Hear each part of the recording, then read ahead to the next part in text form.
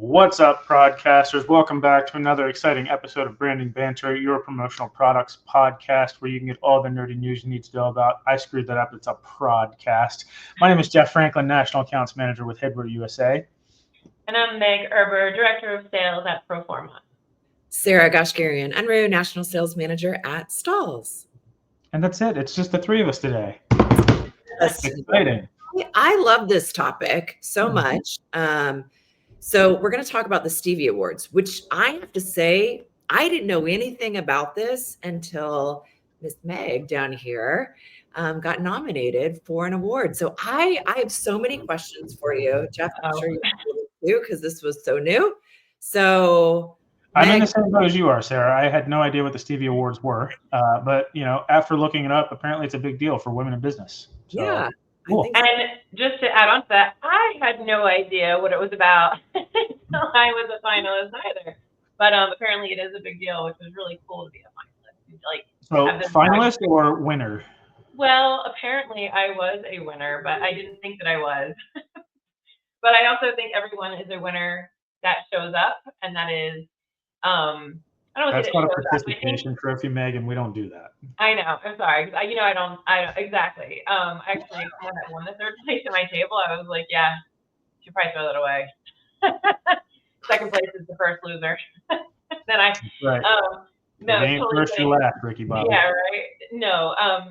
Kidding. All kidding aside, I talk about imposter syndrome. Like I felt like I was sitting at a table with like astronauts, and it's just the caliber of women that were at this event. I walked in, I was so nervous. Like it's different. Like if you're going to an industry award ceremony where you know everybody, right? Or people may know me just from being on the podcast or doing all the speaking engagements. Either way, the conversation is so easy because we all have like this mutual common denominator, which is the promo industry. So I go right to the bathroom as soon as I get there. So I'm like, okay, let me just and then I thought I was over. Oh, yeah. Okay, where were you? Where was? Yeah. Sorry, I just started talking. So the Stevie Awards were actually in Times Square. So they were at the Marriott Marquis in New York City. Fancy. Yeah, it was very fancy. Like tickets were like $500 a head, I think. It was a very expensive event. So they said business attire. So I was like, okay, well, what do I wear? But then you look at all the pictures and everyone's in these dresses. So I am notoriously known for being either completely underdressed, like jeans and flip-flops, or completely overdressed. So I had so much anxiety about what to wear to this. You look gorgeous. From the pictures I saw, beautiful. Thank you. I ended up picking that dress up at Macy's, but I walked into the bathroom and there was a woman in there and she was like, you look beautiful. And she wasn't she was in like a suit, but it was like a cool suit, not like, it wasn't like I'm going to work business suit. It was like a formal suit. It was really nice. And we were complimenting each other, and it was like, I was like, all right, I got this. I see the vibe. I got this. So I got to my table, and she was at my table. Of all the tables, I was like, oh, thank God, just to have a familiar face. So yeah, that was my whole experience, and it was a huge ballroom, and everybody was dressed. It was from like business attire to formal gowns. It was incredible, just beautiful. I didn't know what to expect, but I really felt I felt very important for a night. It was really nice. Well, you should. So 1,500 nominations, 30 submitted by organizations and individuals in 36 nations. So you were talking earlier about meeting women from Abu Dhabi, from all of these very different countries. And so, and then from the, I guess, conversations at your table, what industries did people fall into? Because I think this is so new. To your point, this isn't something, I don't know that anybody in our industry has ever been nominated to attend. And so I feel like a lot of times, like our industry, we kind of stay together, right? We're like in our own. We are our little sector, yeah. And so, like, here's like you bursted out of the bubble, if you will, to expand. So, what type of industries did you? And I love leave it to Meg Erber.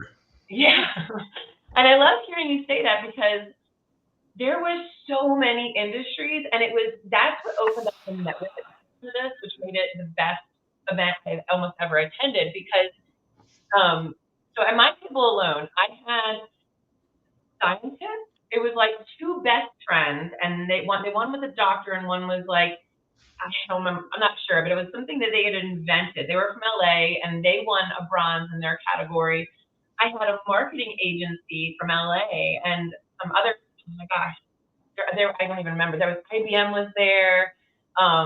Two women at my table won. Also, one of them was actually in my category as well. So I want to give her a shout out when we're done. But there was one lady that was sitting next to me, and she was from New York and LA. By the way, this place was very demure. There was a lot of people from LA, New York there, by the way. It was very demure. And I'm from South Jersey, coming in with the Jeep, they were like, oh my gosh. So they were with like a marketing agency, and it was her third award ceremony this week. So I know, and she was a gold winner. So like I just felt like total imposter syndrome. And then we added each other up on LinkedIn, and we started talking. She was like, oh my gosh. She's like, you need to give me tips on how to do this and how to do that on LinkedIn. And so we actually have a meeting set up next week, I think. So we're going to connect and just kind of go back and forth. And she's going to give me tips on agency life, and I'm going to tell her to beef up her LinkedIn for prospecting. And it was just overall, like, you always think when you think of women, you think of like cattiness almost. Sometimes and jealousy, because when you grow up in that environment in high school and college, like mean girls and bullies, you almost expect it places. But I will say, every single person at my table and at the tables around us, we're cheering for each other, we're clapping for each other. I mean, you see people starting to like leave during the show after their category is over. Everyone at my table stayed for every category that we were at, and that was just like amazing. We didn't know each other prior to this. But to answer your question, industries, I mean, all over. But gosh, actually, so I do want to give a shout out very quickly. So huge shout out to Rachel Everett. She was the CEO of Videri. I can't even pronounce it. She was the gold winner in my category, an absolute powerhouse out of Leesburg, Virginia, and she's really pushing the boundaries in technology and design. And another standout was Sylvia Estevez. She was a VP of Strategy and Operations at Revolt. She was at my table. She couldn't have been more than 25 years old. Her boyfriend or husband was in venture capitalist, and it was just like the powerhouses at this table. It was just so empowering to be there. I can't say enough about it. But two big shout outs to those ladies, because they are kicking butt, and really proud to know them. So empowering and inspirational, is absolutely, I would say 100%. So I always think it's one of those things of when you're around, to your point, like a different group of women who are high achievers, there is a level of imposter syndrome that sneaks in. So I can relate to that 100%. But I also think it's reassuring of how when through conversation, like they have gaps too. And so to your point, right? Like you have a meeting because there's something that you're doing that's amazing that is a gap for this woman who is this powerhouse and she needs your help, right? Like, so I always think it's one of those things of being able to help find each other's gaps and to kind of help fill in the blanks, if you will. Not a Taylor Swift song, but there you go. I agree. And I think what was really cool about this is that it created a platform for female leadership. Like this entire place was filled with women leaders from all over the world. Like I think you said 36 nations. And so it was really cool to be part of this creation of this platform, I guess, for the next generation of leaders. I think that's so important because you have all different age levels. You have people that have the VP of U.S. Lumber. I'm sorry, she wasn't the VP. She was like the CEO of U.S. Lumber, and she's like right out of Egg Harbor Township. And it's like this little tiny woman, and she was up there on stage accepting an award for Female Executive of the Year. I was just blown away. There was something else, and it was one of the biggest takeaways was just the networking. Like I said, I come there knowing, the promotional product industry inside and out, and nobody else was there for the promotional product industry. So at some point in their lives or careers, they're going to need promotional products, right? So I shook hands with essentially 1,500 leaders that could need my services at some point in their career. As a matter of fact, like just having the conversations at the tables with the ladies, they were like, "Oh, we want more information." So like, I think that's, coming from our industry where people consider us trinkets and trash, and we are, we always talk about elevating that conversation. Well, I had the platform and the opportunity to have these conversations to elevate our industry.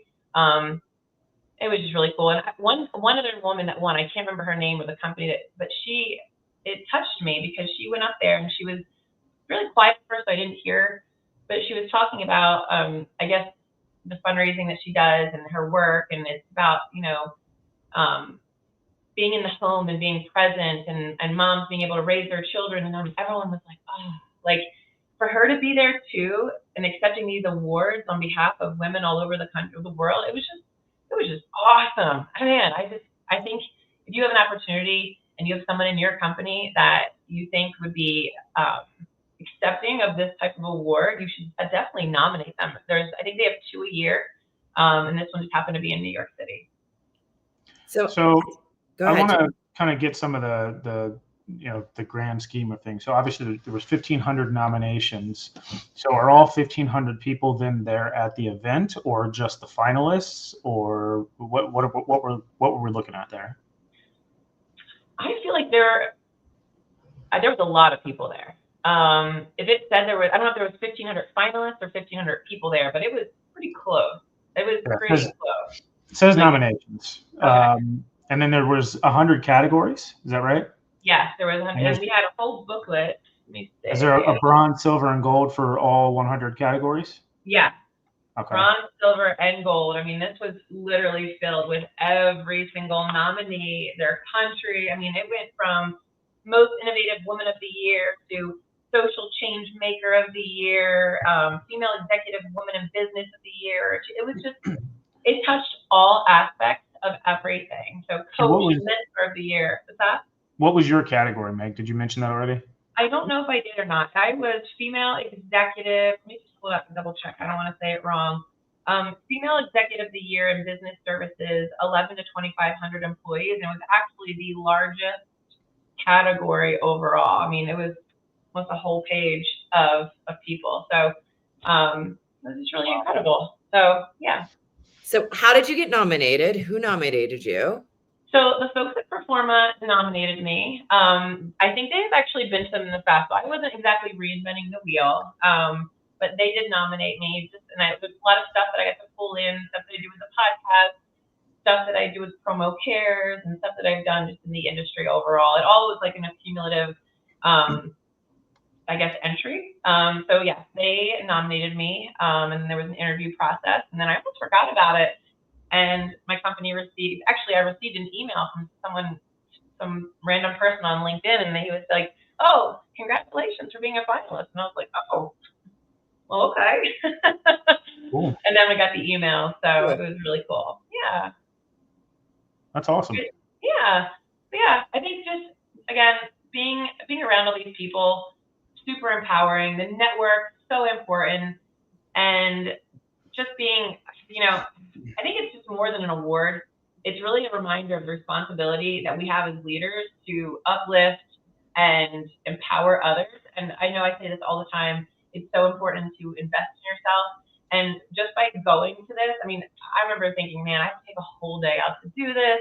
I have to get back because we have a birthday party the next day. And I'm like, oh, it's going to be crazy in New York. I literally talked myself out of wanting to go just because I'm now becoming a recluse, I think. But it's really, I signed up for this. I consider myself a leader in this industry, and just it reaffirmed just being there and being in front of all those women. So I'm looking forward to more of these, looking forward to learning more about these women as we develop the relationships that we started at this event. And yes, that's actually another question I have for you is regarding, because you had mentioned the networking being so positive, and, certainly you're shaking hands with, very high level females in business. So I guess my question, just for other, and you may or may not want to answer this question, completely up to you, but for other companies that are out there that may consider, who you would want to send for something like that, or how that then gets disseminated to, the folks back at Performa. Are those relationships that you're, cultivating, then handed down, I guess, to a Performa company, or I mean, how does? Great question, Jeff. Yeah, no, I don't sell. So I personally do not sell. I don't compete against any of our franchise owners either. So all of these leads would come in, and then I would just disperse them to our franchises. I would probably determine where they're located, what they're looking to do, is what their needs are, and then find the best Performa franchise that they would match up with. And it would mostly probably really depend on geographic, because I think they can probably help them more if they're in their own backyard. But these are all just, hey, Wave Network, bring in these prospects as customers, and then divvy them out. So yeah. Well, I mean, since this did come from 36 different countries, is that what you said? Yeah, since it came from 36 different countries, Meg, I just want to put it out there. There's a great headwear company out there called Headwear USA that, we've got 15 locations around the globe. So, if you got anybody that needs some hats, hey, Headwear USA can help you out with that. And not only that, Sarah, you're international. I was going to say, we're global as well, right? So, yeah, we're the world's largest operator. So 100%, we're there to help. So we're just all in good company, because there's so few of us out there, Sarah, Yeah, exactly. Oh, I love it. Like I love that you went, and I know you were like to your point, talking yourself out of it. I think, one of the things I always talk about is so important as leaders to celebrate ourselves. And so I'm so glad that you took the time and celebrated you. So you do an awesome job and so many things that you touch. So I think it's an honor for the industry that you were nominated for this. Sarah, thank you for saying that. And you know what else was really nice? We actually had like a whole date night out of it. We both got to get dressed up, go to New York. There was a carpet. There was like the formal pictures with the backdrop. We felt famous for a minute. So it was really nice. Since this week was Veterans Day week, thank you for your services. Yes, and thank you for your service. Oh, well, thank you guys. You're just being saluted all over the place. I know. Sorry, we're making me super uncomfortable. I know. The whole compliment thing. I know. It's like a humbling thing. I hear you. So. Oh, yeah. Actually, can I just make a couple of I know we're running out of time, but there was a couple of grand Stevie Award winners. I just want to announce real quick. So these are listed in order, descending by points as of follows. So IBM won. They had 26 points with 2 gold, 7 silver, and 4 bronze Stevie Award wins. Purple Marketing out of United Kingdom, they had 1 gold, 10 silver Stevie Awards on behalf of them and their clients. Annette Densham of Australia had 2 gold, 4 silver, and 5 bronze. Melissa Stone's Consulting, 1 gold, 1 silver, and 10 bronze awards. I'm like, wow. See, I told you, I have a total imposter syndrome up there. And Green Door Company out of Sydney, they had 3 gold, 1 silver, 2 bronze. There's 2 more. Everrise out of Florida, not sure who they were. 2 gold, 4 silver, and then Ocean Rescue Alliance International out of Florida. They had 2 gold and 4 silver awards. So, like I said, these women were top-notch leaders, and they're all making moves in the world. So, yes, I'm very excited that I got to go on behalf and represent the promotional product industry. So, I hope that I did it well, served it well. I'm sure you did. I'm sure you did as well, Meg. Cool. All right. Anything else to cover, or are we wrapping this one up? No, that's it. All right. Well, congrats again, Meg. Congrats, Meg. Yep. Until next time, guys, we'll be seeing you.